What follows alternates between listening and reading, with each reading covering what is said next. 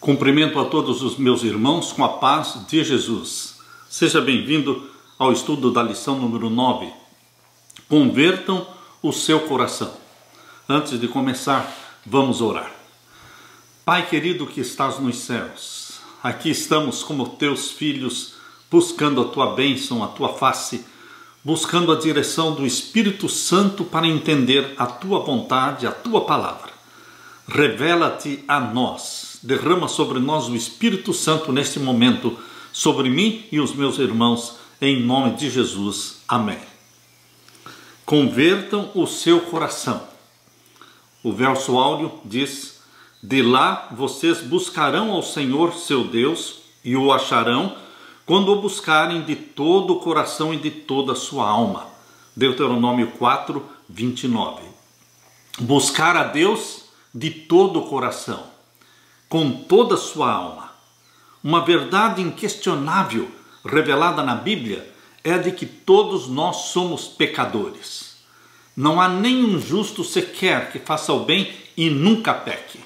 Só Jesus Cristo realmente é o único que viveu nesta terra sem pecado. Nasceu santo e viveu uma vida santa. Abra sua Bíblia em Romanos capítulo 3 e vamos ver aqui os versos 9 em diante. Romanos capítulo 3 e os versos 9 em diante. Pois que somos nós mais excelentes? De maneira nenhuma, pois já dantes demonstramos que tanto judeus como gregos todos estão debaixo do pecado. Como está escrito, não há um justo, nem um sequer. Não há ninguém que entenda, não há ninguém que busque a Deus. Todos se extraviaram e juntamente se fizeram inúteis. Não há quem faça o bem, não há nenhum só.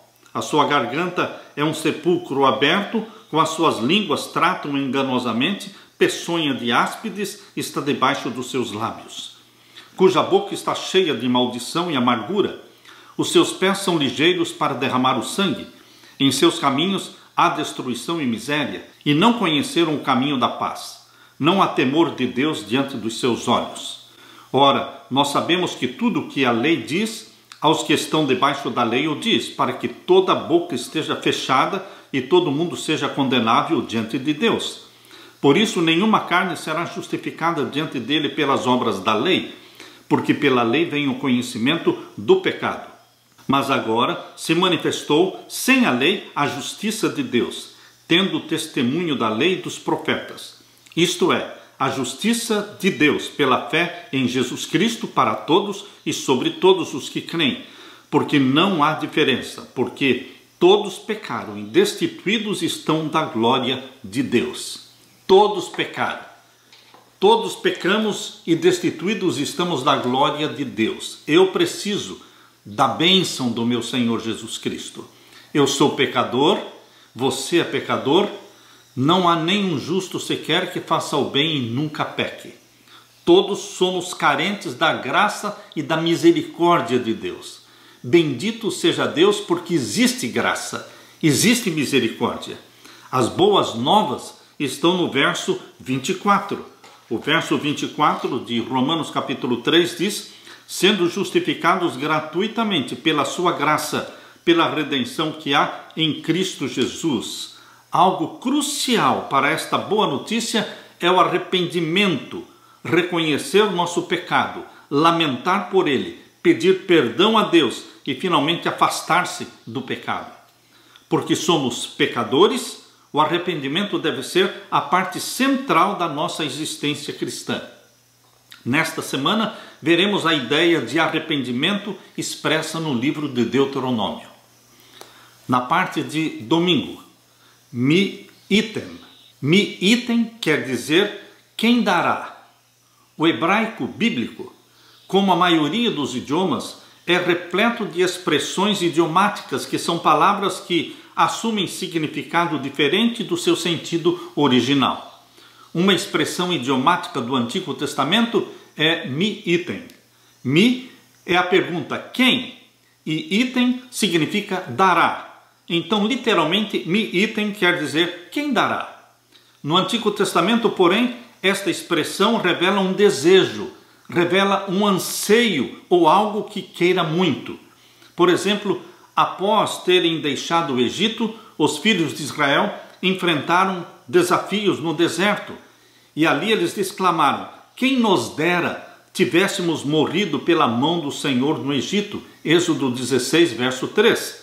Quem nos dera é aqui uma expressão idiomática advinda de mi-item. No Salmo 14, verso 7, Davi declarou: quem dera que de Sião viesse já a salvação de Israel. E em Jó 6, verso 8, afirma: quem dera que se cumprisse o meu pedido. Novamente, quem dera, nesses versos vem do hebraico mi-item. Portanto, aqui a expressão mi-item significa um desejo, um anseio por algo que nós queremos muito. Queridos, nós lemos agora em Deuteronômio, abra a sua Bíblia, Deuteronômio capítulo 5 e os versos 22 em diante. Deuteronômio capítulo 5 e os versos 22 em diante. Aqui nós lemos: estas palavras falou o Senhor a toda a vossa congregação no monte, do meio do fogo, da nuvem da escuridade, com grande voz, e nada acrescentou, e as escreveu em 2 tábuas de pedra, e a mim as deu. E sucedeu que, ouvindo a voz do meio das trevas, e vendo o monte ardendo em fogo, vos achegastes a mim, todos os cabeças das vossas tribos e vossos anciãos, e dissestes: eis aqui o Senhor vosso Deus nos fez ver a sua glória e a sua grandeza, e ouvimos a sua voz do meio do fogo. Hoje vimos que Deus fala com o homem e que o homem fica vivo. Agora, pois, por que morreríamos? Pois este grande fogo nos consumiria. Se ainda mais ouvíssemos a voz do Senhor nosso Deus, morreríamos. Porque quem há de toda a carne que ouviu a voz do Deus vivente falando do meio do fogo como nós e ficou vivo? Chega-te tu e ouve tudo o que disser o Senhor nosso Deus, e tu nos dirás tudo o que te disser o Senhor nosso Deus, e o ouviremos e o faremos. Ouvindo, pois, o Senhor a voz das vossas palavras, quando me faláveis a mim, o Senhor me disse: eu ouvi a voz das palavras deste povo, que te disseram, em tudo falaram eles bem. Quem dera que eles tivessem tal coração, que me temessem e guardassem todos os meus mandamentos todos os dias, para que bem lhes fosse a eles e aos seus filhos para sempre. Aqui no verso 29 de Deuteronômio capítulo 5, é Deus que usa a expressão mi-item. Quem dera que eles tivessem tal coração que me temessem. Um desejo, um anseio que Deus expressou de que o seu povo fosse temente a Ele, que o seu povo se submetesse a Ele. Quem dera que eles tivessem tal coração e que me temessem. Queridos, eis aqui o Senhor Deus, o Criador dos céus e da terra, aquele que fez o espaço, o tempo e a matéria, que falou e o mundo veio à existência, que soprou em Adão o fôlego de vida. Ele aqui agora está falando quem dera. A expressão quem dera, geralmente associada às fraquezas e limitações da humanidade, agora Deus está usando a mesma expressão. Que exemplo da realidade do livre-arbítrio. Percebemos que há limites para o que Deus pode fazer em meio ao grande conflito. O uso do mi-item revela que nem mesmo Deus pode passar por cima do livre-arbítrio, pois se o fizer, a ação não pode mais ser considerada livre. E assim como nós, humanos, somos livres para pecar, também somos livres para escolher o Senhor e estar abertos à sua liderança, a fim de que, em resposta ao toque do seu Espírito, possamos nos arrepender de nossos pecados e segui-lo. A escolha, querido irmão, querida irmã, a escolha é nossa, apenas nossa, e é uma escolha que devemos fazer dia a dia, momento a momento. Quem dera, disse Deus, que o meu povo se submetesse e me temesse. Este é o anseio de Deus para a sua vida. Deus anseia por nos ver submissos, tementes a Ele, obedientes a Ele. Que você e eu, em nome de Jesus, cumpramos com este desejo divino e nos submetamos ao nosso Deus que tudo fez, que tudo deu pela nossa salvação. Aleluia! Na parte de segunda-feira, vocês me buscarão e me acharão. É a certeza que Deus nos dá. Você me busca e você me encontra, se você me buscar de todo o coração. Na Bíblia temos evidências da presciência de Deus. O que é a presciência de Deus? Deus sabe as coisas que vão acontecer antes delas acontecerem.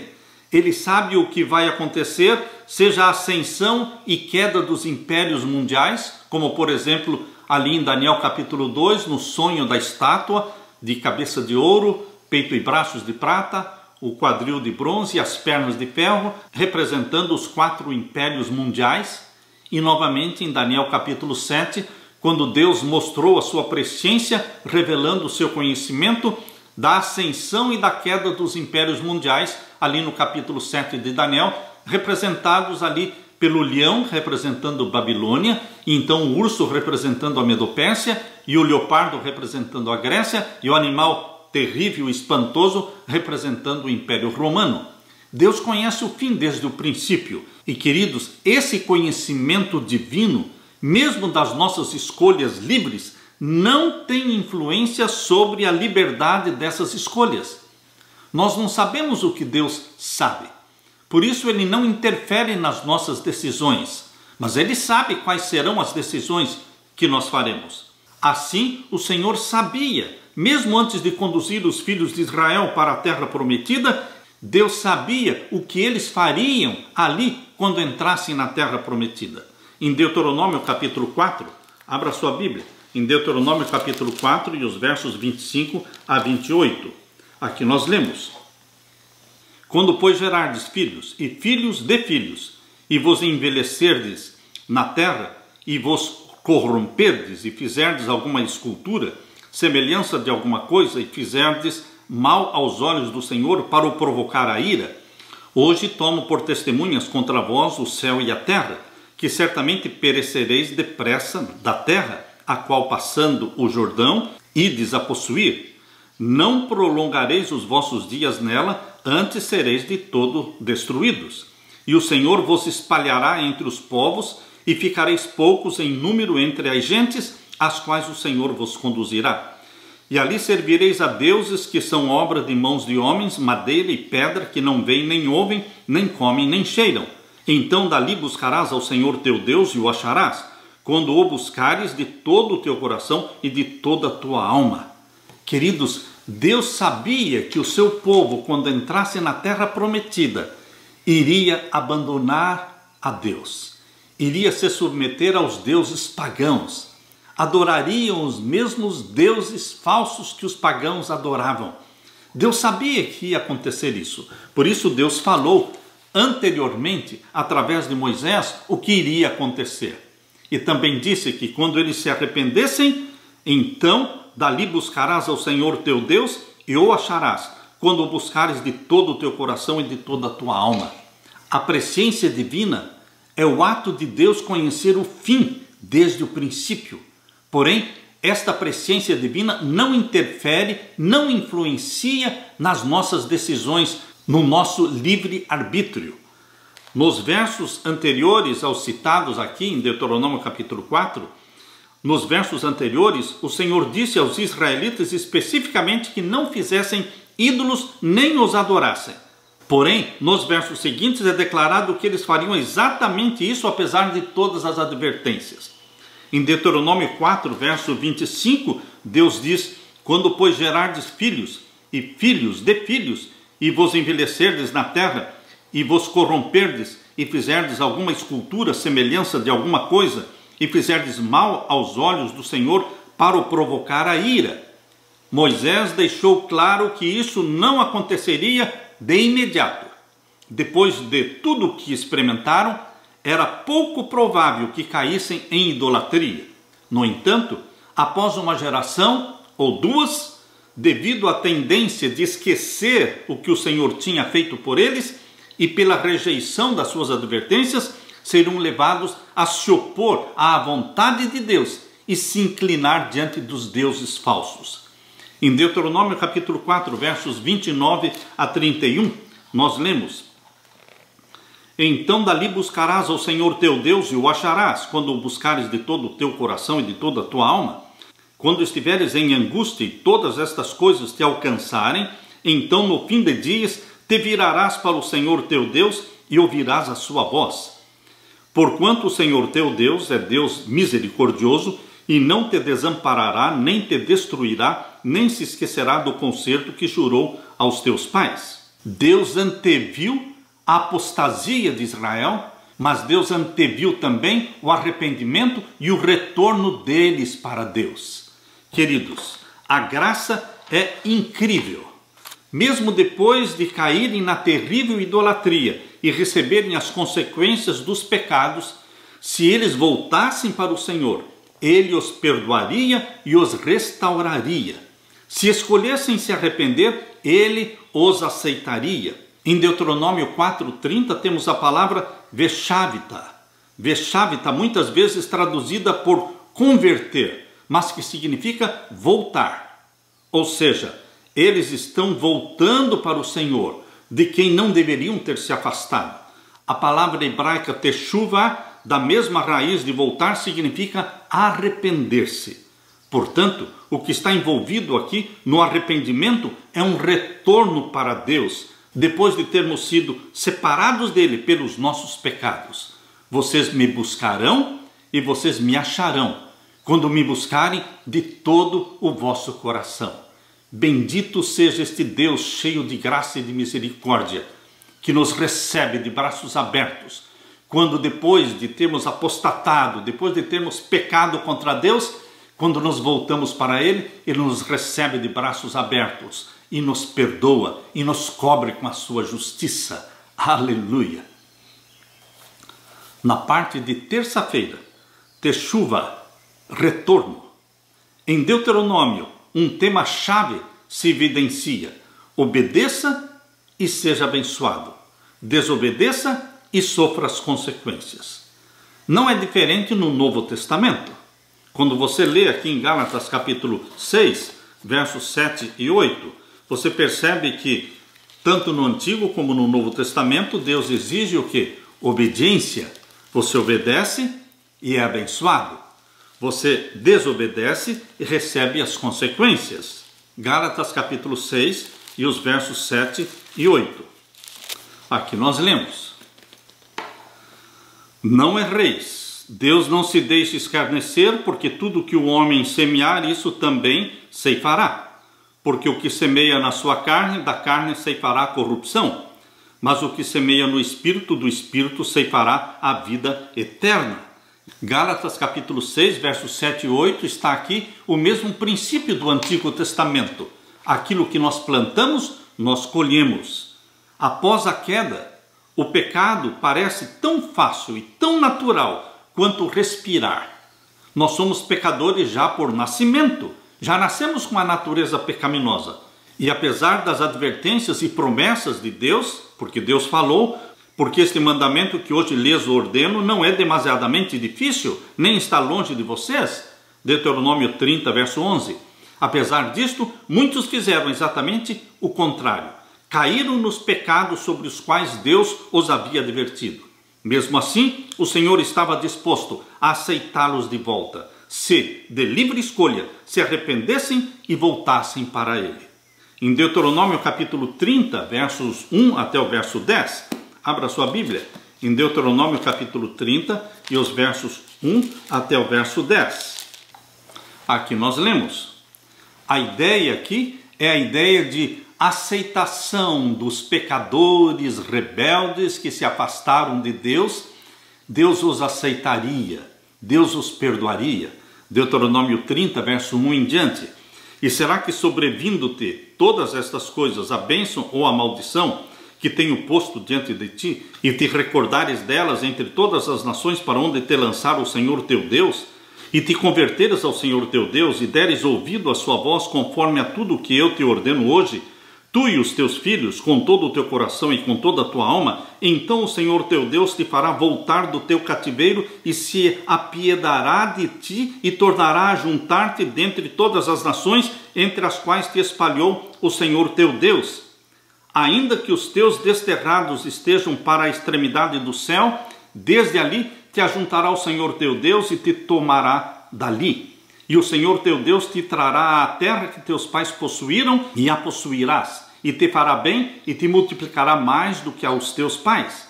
E o Senhor teu Deus circuncidará o teu coração e o coração de tua semente, para amares ao Senhor teu Deus com todo o coração e com toda a tua alma, para que vivas. E o verso 8, e converter-te-ás, pois, e darás ouvidos à voz do Senhor, farás todos os seus mandamentos que hoje te ordeno. E o Senhor teu Deus te fará abundar em toda a obra das tuas mãos, no fruto do teu ventre, no fruto dos teus animais, e no fruto da tua terra para bem, porquanto o Senhor tornará a alegrar-se em ti para bem, como se alegrou em teus pais, quando deres ouvidos à voz do Senhor teu Deus, guardando os seus mandamentos e os seus estatutos escritos neste livro da lei, quando te converteres ao Senhor teu Deus com todo o teu coração e com toda a tua alma. Queridos, a ideia aqui em Deuteronômio capítulo 30 é simples. Se você errar, haverá consequências terríveis para você e a sua família. Isso é o que o pecado faz. No entanto, mesmo assim, você pode se arrepender e o Senhor o receberá de volta e o abençoará. Numerosas vezes a mesma raiz hebraica para teshuva aparece nesses versos. O texto diz: voltarem para o Senhor seu Deus. Deuteronômio 30, verso 2. Deuteronômio 30, verso 8. É com frequência traduzido assim: de novo vocês darão ouvidos à voz do Senhor. O texto poderia ser traduzido literalmente assim: e você volta para o Senhor e obedece à sua voz. Em Deuteronômio 30, verso 10, onde se lê: se vocês se converterem ao Senhor seu Deus de todo o coração e de toda a tua alma, a palavra converter significa voltar. Israel quebrou a aliança. Apesar disso, o Senhor não destruiu o povo. Queridos, o livro de Deuteronômio fala sobre arrependimento. Teshuva significa retorno a Deus. E é isso que nós precisamos hoje. Precisamos retornar para Deus. Nos submeter a Deus. Confessar a Ele os nossos pecados. E Ele nos perdoará. Aleluia. Na parte de quarta-feira, de todo o seu coração. Não é somente buscar a Deus, mas buscá-lo de todo o nosso coração. Deuteronômio 30, verso 1 até o verso 10, revela a graça e a bondade de Deus para com os apóstatas, para com os pecadores, apesar de tudo que Deus fez por eles, e de que não tivesse nenhuma justificativa para aqueles pecados que eles praticaram. Eles pecaram. Será que nós não fazemos o mesmo hoje? Avaliando todas as bênçãos de Deus, todos os cuidados de Deus, toda a bondade de Deus, e nós continuamos pecando muitas vezes, os pecados acariciados, os pecados que repetidamente estamos cometendo dia após dia. O que envolve o verdadeiro arrependimento? O retorno a Deus significa confissão dos nossos pecados, arrependimento dos nossos pecados. Queridos, qual é o arrependimento verdadeiro? Os israelitas precisaram fazer a escolha de retornar a Deus e de obedecer-lhe de todo o coração. A questão era o coração deles. Se o coração fosse justo diante de Deus, as ações também seriam justas, ou seja, o povo seria obediente. Foi por isso que receberam a promessa maravilhosa de que se voltassem para o Senhor sinceramente, Ele trabalharia neles e lhes circuncidaria o coração. Eles deviam fazer a escolha, em meio ao cativeiro, de voltar para Deus, e Ele os conduziria de volta para si, para a terra prometida, e ali na terra Deus os abençoaria. Parte da bênção é que Ele trabalharia neles para mudar-lhes o coração, de modo que amassem ao Senhor seu Deus de todo o seu coração, de toda a sua alma, para que pudessem viver. Em Atos capítulo 5, verso 31, abra sua Bíblia. Atos capítulo 5 e o verso 31 fala claramente que é Deus quem dá o arrependimento. Queridos, nós não nos arrependemos por nós mesmos. O arrependimento vem porque o Espírito Santo nos dá o arrependimento. Atos capítulo 5 e o verso 31. Deus, com a sua destra, o elevou a príncipe e salvador para dar a Israel o arrependimento e remissão dos pecados. É Deus que deu a Israel, é Deus que nos dá o arrependimento, a tristeza pelo pecado, a tristeza de termos transgredido os mandamentos do Senhor, desagradado ao nosso Deus, que tudo fez por nós. Nós lemos também em Romanos capítulo 2 e o verso 4. Romanos capítulo 2 e o verso 4. Aqui nós lemos: ou despreza as tuas riquezas da sua benignidade e paciência e longanimidade, ignorando que a benignidade de Deus te leva ao arrependimento? O que é que Paulo está falando aqui aos romanos? É a benignidade de Deus que nos leva ao arrependimento. A bondade de Deus. Quando avaliamos o tremendo sacrifício que foi Cristo morrendo na cruz, e nós entendemos que Jesus teria morrido mesmo que fosse por um só pecador. Queridos, isto move o nosso coração em submissão a Deus, em arrependimento. Ellen White, no livro Patriarcas e Profetas, página 557, diz assim: o povo lamentava porque seus pecados tinham trazido sofrimento, e não por terem desonrado a Deus transgredindo a sua santa lei. O povo de Israel lamentava por causa dos sofrimentos que estavam tendo, não pela tristeza de terem transgredido a lei de Deus. Isto não é arrependimento verdadeiro. Qual é o arrependimento verdadeiro? O verdadeiro arrependimento é mais que tristeza pelo pecado, é uma decidida renúncia ao mal.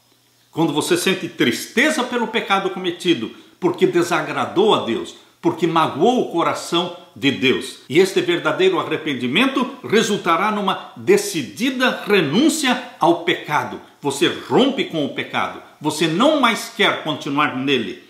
Como podemos identificar então a diferença entre lamentar as consequências dos nossos pecados, o que qualquer um pode fazer, e lamentar os próprios pecados? Queridos, quando nós lamentamos as consequências do pecado, não significa um verdadeiro arrependimento. Mas quando nós lamentamos e sentimos tristeza pelo pecado em si, pela desobediência, por termos ferido o coração de Deus, por termos desagradado a Deus, por termos transgredido a sua santa lei, o desejo de não mais repetir este ato, esta tristeza resulta de um verdadeiro arrependimento, porque nós rompemos com o pecado e nos submetemos a Deus. Na parte de quinta-feira, arrependimento e conversão.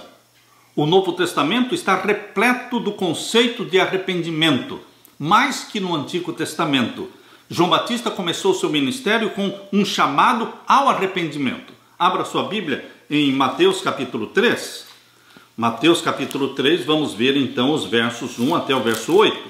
Mateus capítulo 3 e o verso 1 até o verso 8. Aqui nós lemos: e naqueles dias apareceu João Batista pregando no deserto da Judéia, e dizendo: arrependei-vos, porque é chegado o reino dos céus. João Batista começou seu ministério fazendo um chamado, um apelo para o arrependimento. Arrependei-vos, porque é chegado o reino dos céus.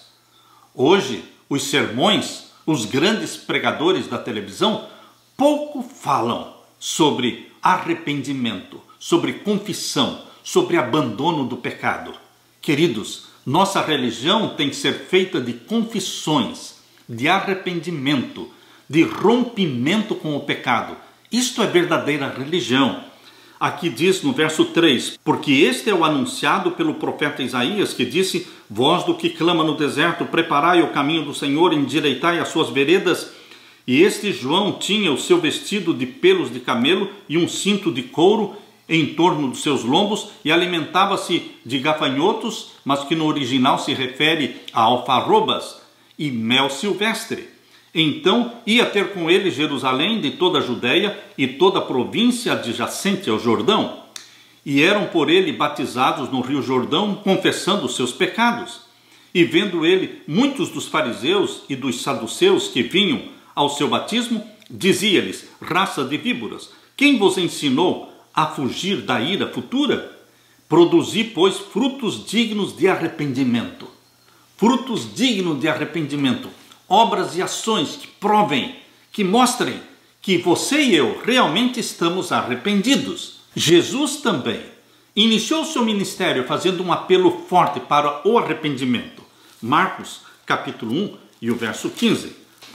Marcos capítulo 1, vamos ler o verso 14 e o verso 15. Aqui nós lemos: e depois que João foi entregue à prisão, veio Jesus para a Galileia, pregando o evangelho do reino de Deus e dizendo: o tempo está cumprido e o reino de Deus está próximo. Arrependei-vos e crede no evangelho. Jesus começou seu ministério como João Batista, também fazendo um apelo ao arrependimento. Queridos, será que admitir que pecamos é o mesmo que confessar o pecado? Eu tenho visto muitas vezes as pessoas admitindo que pecaram. Quando eles admitem que pecaram? Depois que tudo ficou provado, depois que tudo foi denunciado. Queridos, depois que tudo se prova, depois que tudo é denunciado, então alguns admitem: realmente eu cometi esse pecado. Será que isto é confissão do pecado? Ou é simplesmente uma admissão do pecado? Admitir o pecado é um falso arrependimento. Foi o caso de Acã. Acã pecou roubando uma barra de ouro e uma capa babilônica, enterrando-a debaixo da sua tenda, e Israel foi amaldiçoado por causa disso. E quando foi lançada a sorte sobre as tribos de Israel, caiu sobre a tribo de Judá, e depois foi lançada a sorte dentro da tribo de Judá e caiu então na família de Acã. E então, quando Josué perguntou para Acã: por que fizeste isto, filho? Ele admitiu: realmente eu roubei uma capa babilônica e uma barra de ouro. Queridos, ele admitiu, embora ele tenha dito eu pequei, mas foi um reconhecimento falso, porque não era uma tristeza pelo pecado em si, e sim uma tristeza pelas consequências que viriam. Queridos, Deus não quer somente admissão do pecado, Deus quer uma confissão do pecado. Antes que qualquer pessoa saiba, antes que seja feita uma denúncia, antes que seja comprovado que nós cometemos aquele pecado, o verdadeiro arrependimento nos leva à confissão. O verdadeiro arrependimento significa pedir perdão a Deus, pedir perdão à pessoa contra a qual nós pecamos e restituir o que for necessário. Portanto, queridos, 3 coisas: pedir perdão a Deus, pedir perdão à pessoa contra a qual pecamos e restituir o que for necessário. É isso que o apóstolo Paulo está dizendo aqui em Atos capítulo 26 e o verso 20.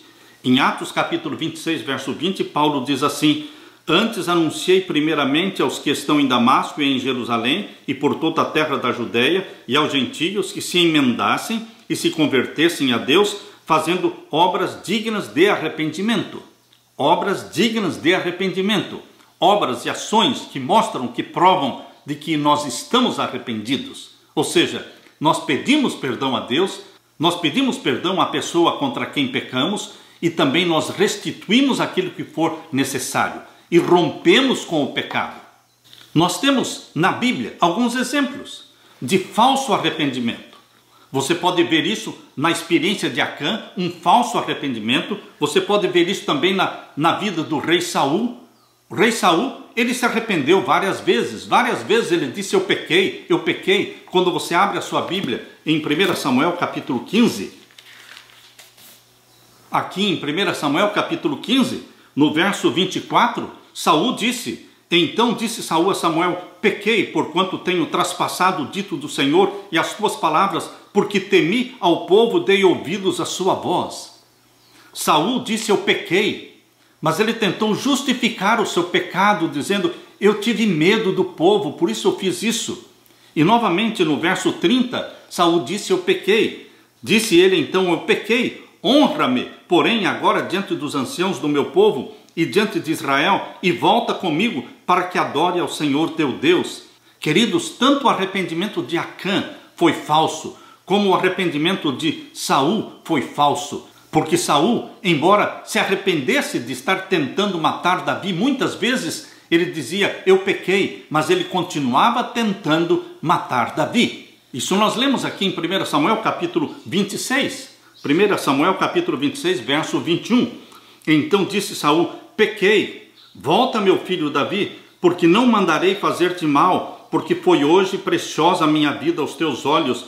Eis que procedi loucamente, errei grandissimamente. Saul tinha estes arrependimentos passageiros, momentâneos. Não era um verdadeiro arrependimento, porque ele novamente tentaria matar Davi. Queridos, Deus não quer um arrependimento como o de Acã. Deus não quer um arrependimento passageiro, momentâneo, como o de Saul. Deus também não quer um arrependimento por medo dos sofrimentos e das consequências, como foi o caso de Judas. Judas, quando traiu o nosso Senhor Jesus Cristo, ele disse: eu pequei traindo sangue inocente. Mas o arrependimento de Judas era somente medo das consequências do seu ato. Não era tristeza pelo pecado em si, por ter desobedecido a Deus, mas pelas consequências do ato. Não existiu verdadeiro arrependimento, nem em Acã, nem em Saul, nem em Judas. Quando nós pecamos, queridos, e todos nós pecamos, não há nenhum justo sequer que faça o bem e nunca peque. Mas quando nós pecamos, nós temos que correr a Jesus Cristo. No mesmo dia, antes do pôr do sol, corra para Jesus Cristo, confesse o pecado. Queridos, a Bíblia nos dá um exemplo do verdadeiro arrependimento. O exemplo do verdadeiro arrependimento você pode encontrar aqui em Salmo 51. Em Salmo 51, na experiência do rei Davi. Aqui nós lemos, verso 1. Tem misericórdia de mim, ó Deus, segundo a tua benignidade, apaga as minhas transgressões, segundo a multidão das tuas misericórdias. O verdadeiro arrependimento nos move em buscar a Deus, pedindo misericórdia de Deus. Tem misericórdia de mim, ó Deus. Salmo 51, verso 1. O verdadeiro arrependimento também está exemplificado aqui no verso 3. Salmo 51, verso 3. Porque eu conheço as minhas transgressões e o meu pecado está sempre diante de mim. O verdadeiro arrependimento é o reconhecimento da nossa transgressão. Eu pequei, o meu pecado está diante de mim. O verdadeiro arrependimento aparece também na experiência de Davi aqui em Salmo 51, verso 2. Lava-me completamente da minha iniquidade. Lava-me, purifica-me do meu pecado. Eu não quero mais continuar pecando. Davi decidiu romper com o pecado. Verdadeiro arrependimento é clamar por misericórdia, é pedir que Deus nos purifique, nos lave do nosso pecado, e é também reconhecer que pecamos, conforme diz o verso 3. Ainda na experiência de Davi, percebemos aqui em Salmo 51, verso 4, que o verdadeiro arrependimento faz com que você preste contas àquele contra quem você pecou. Verso 4 diz: contra ti somente pequei, e fiz o que a teus olhos parece mal, para que sejas justificado quando falares e puro quando julgares. Queridos, confissão a Deus, confissão ao nosso próximo, a quem ofendemos, e ainda a verdadeira confissão e o verdadeiro arrependimento podem ser vistos aqui no capítulo 51, versos 7 a 12, quando você pede um novo coração, quer ser uma nova criatura, não quer mais continuar na prática de pecados conhecidos, acariciados. Aqui lemos em Salmo 51, versos 7 a 12. Purifica-me com hisope e ficarei puro. Lava-me e ficarei mais alvo do que a neve. Faze-me ouvir júbilo e alegria para que gozem os ossos que tu quebraste. Esconde a tua face dos meus pecados e apaga todas as minhas iniquidades. Cria em mim, ó Deus, um coração puro e renova em mim um espírito reto. Não me lances fora da tua presença e não retires de mim o teu Espírito Santo. Torna a dar-me a alegria da tua salvação e sustém-me com um espírito voluntário. Queridos, Deus nos dá o exemplo do verdadeiro arrependimento na experiência de Davi.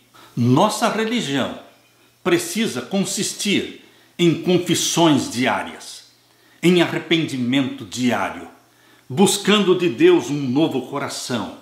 Que esta seja a sua oração, meu querido irmão, que esta seja a nossa oração.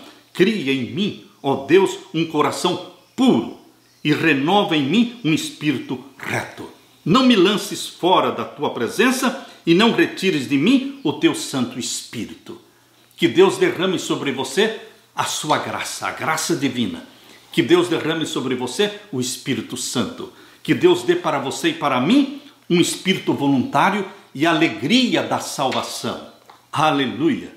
Eu deixo com você, portanto, meu querido irmão, minha querida irmã, a paz do nosso Senhor Jesus Cristo. Esta é a minha oração. Amém.